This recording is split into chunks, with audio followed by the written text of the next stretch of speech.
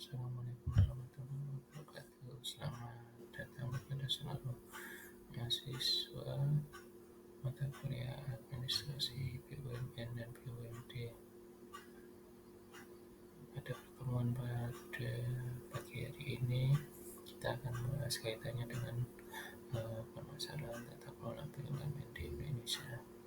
Namun sebelum masuk ke materi, mungkin saya akan memperkenalkan sedikit kaitannya dengan mata kuliah ini. Mata kuliah ini nanti merupakan mata kuliah yang membahas kaitannya dengan problematika ataupun permasalahan yang muncul terkait dengan kinerja BUMN di Indonesia saat ini. Nah, tentunya kinerja BUMN di Indonesia ini menjadi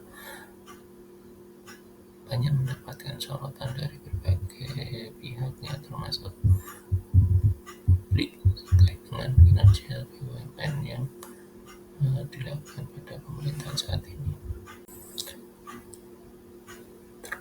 Terkait kinerja BUMN, kalau kita melihat memang berdasarkan data terkait dengan kinerja BUMN saat ini, saya katakan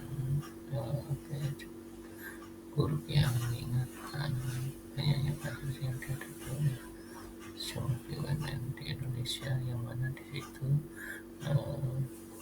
berdasarkan sumber berita yang kita bisa lihat bersama-sama, di mana terdapat 7 BUMN yang ditutup akibat kinerja buruk. Nah, tentunya di sini menjadi sebuah tanda tanya besar bahwasanya kenapa kok BUMN di negara kita ini kinerjanya buruk. Nah, di sini bisa kita lihat sejumlah BUMN tersebut mengalami tutup dikarenakan memang banyaknya persoalan yang dihadapi secara internal ataupun persoalan-persoalan yang mana di situ berkaitan dengan salah satunya yaitu adalah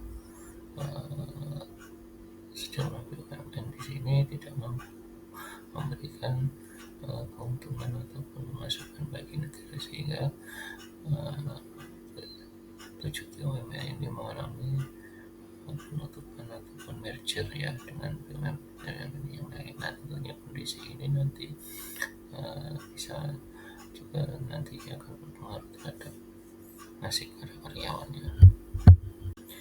Tentunya terkait dengan kira-kira penyebab BUMN mengalami berbagai permasalahan atau diambang krisis, ini tentunya juga disebabkan oleh banyak hal.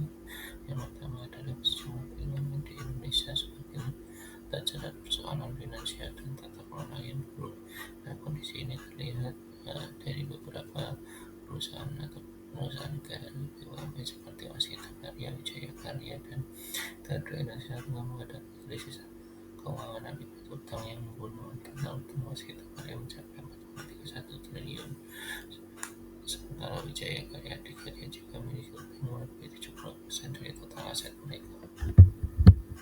Di samping itu juga persoalan tidak hanya persoalan finansial yang terkait dengan penyebab BUMN diambang krisis, yaitu adalah tata kelola yang dipengaruhi oleh kepentingan politik. Tentunya ini juga dapat memperburuk kondisi BUMN, mengingat BUMN ini merupakan perusahaan negara yang memiliki peran yang strategis, sehingga tentunya di sini akan sangat dipengaruhi kinerjanya oleh berbagai kepentingan, baik itu kepentingan dari pemerintah itu sendiri ataupun orientasi dari kepentingan BUMN sebagai pelayan ataupun sebagai lembaga atau organisasi yang juga dituntut untuk mencari profit atau keuntungan. Tentunya di sini banyak jabatan komisaris dan pimpinan yang diisi oleh orang-orang yang terkait dengan kekuasaan politik dan berdasarkan potensi atau pengalaman, sehingga berujung pada berbagai proyek yang mangkrak atau tidak sesuai dengan rencana yang memang sudah ditentukan. Di samping itu juga penyebab BUMN diambang krisis yaitu masih banyaknya kasus korupsi yang dialami oleh sejumlah BUMN yang ada di negara kita di Indonesia. Tentunya di mana pejabat seringkali menggunakan posisi mereka untuk keuntungan pribadi. Nah, ini tentunya menjadi perhatian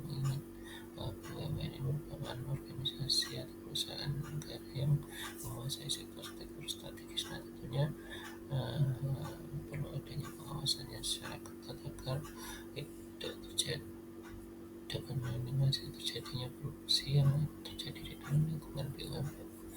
Seperti proyek-proyek infrastruktur yang besar juga seharusnya menjadi tulang punggung ekonomi nasional. Tentunya nanti akan bermasalah ketika terjadi penyalahgunaan wewenang ataupun korupsi ini. Terkait dengan berbagai persoalan yang dihadapi oleh BUMN yang ada, tentunya perlu ada upaya untuk mendorong pemerintah dan sejumlah pihak untuk melakukan perbaikan-perbaikan di dalam tubuh BUMN. Nah, tentunya perbaikan tersebut dapat dilakukan melalui reformasi BUMN, yang mana di situ reformasi BUMN yang merupakan suatu upaya strategis untuk mengubah wajah BUMN dari entitas yang sering kali tidak efisien dan menjadi perusahaan yang profesional, efisien, dan memiliki daya saing yang tinggi. Gerakan ini tujuan untuk menjadikan BUMN sebagai pilar utama ekonomi nasional, bukan lagi beban anggaran negara. Nah, tentunya ini menjadi salah satu PR yang bersama, ya, baik tidak hanya pemerintah tetapi seluruh pihak, untuk mendorong kinerja BUMN agar bisa memberikan kontribusi bagi perekonomian nasional. Oke, baik, dan antara ini menjadi salah satu lembaga yang dibentuk oleh pemerintah, di mana dana antara ini merupakan badan pengelola investasi atau BPI yang dibentuk untuk mengelola dan mengonsolidasikan aset BUMN. Nah, di sana itu juga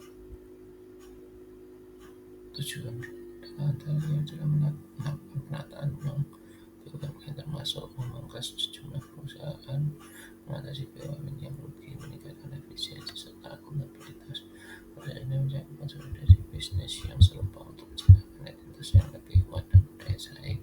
Nah, tentunya peran dan antara ini nantinya juga sangat besar, harapannya dapat memangkas operasional dari BUMN tersebut dari sejumlah perusahaan yang ada, sehingga nantinya bisa mendorong kaitannya dengan peningkatan pendapatan negara atau pemasukan negara dari sektor perusahaan negara atau BUMN itu sendiri.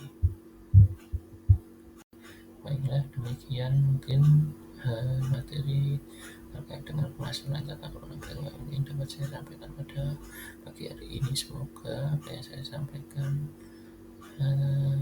memberikan wawasan dan pengetahuan baru untuk teman-teman semuanya. Jangan lupa teman-teman juga nanti dibaca lagi buku yang terkait dengan mata kuliah administrasi BUMN dan BUMD ini. Terima kasih, saya akhiri. Wassalamualaikum warahmatullahi wabarakatuh.